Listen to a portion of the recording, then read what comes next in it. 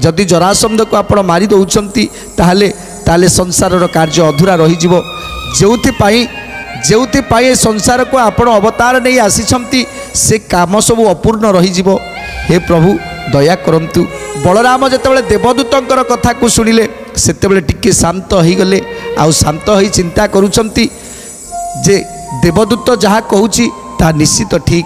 तेणु देवदूत को कहउछंती हे देवदूत आज जदि मु पिठी दे चली जाए ये जरासंध को जदि पिठी दे चली जाए काली दुनिया मते पलांतक बोली कहिबो मते पलांतक बोली कहिबो।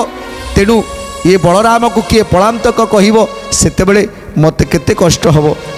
तेणु आज देवदूत बुझेई दउछंती हे प्रभु पलांतक कहिले चलिबो काहेकि ना जदि पलांतक शब्दटी आपण को केवल कष्ट देइथिबो हेले संसार रक्षा पाई जितेबाला एठी लक्ष लक्ष कोटि कोटि जीव जगत बंची जिवे कोटि कोटि जीव जगत बंची जिवे सेतेबेले ए पलांतक शब्दर किछि मूल्य रहिबोनी। तेणु हे प्रभु आपण आपण पिठी दे चली जातु ए दुनिया पछे पलांतक कहू हेले ए संसार रक्षा हो जाऊ ए संसार रक्षा हो जाऊ।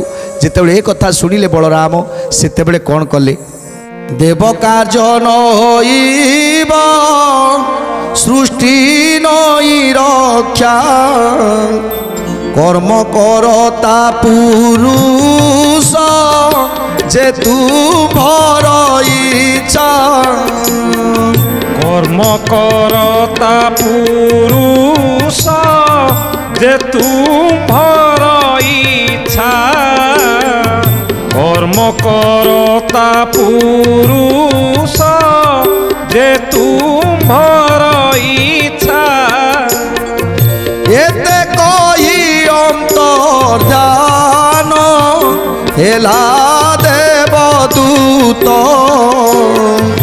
बलराम शुणी कप छाड़ी हेले शांत बलराम शुणी कोप छाड़ी हेले शांत बलराम शुणी कोप छाड़ी हेले शांत।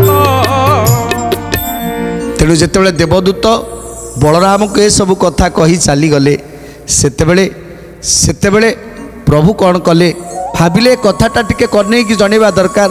जरासंध को चापी देइछंती पादरे चापी छिड़ा होइछंती जरासंध मूर्छित हो पड़ी यही समय देवदूत चली जाइछंती मूर्छित हो धरा तले पड़ी जरासंध सेतेबेले प्रभु कन्हई की पचारिबा पाई प्रभु श्री जगन्नाथ को पचारिबा पाई एथर बलराम जाउछंती प्रभु पाखकू श्रीकृष्ण पाखकू।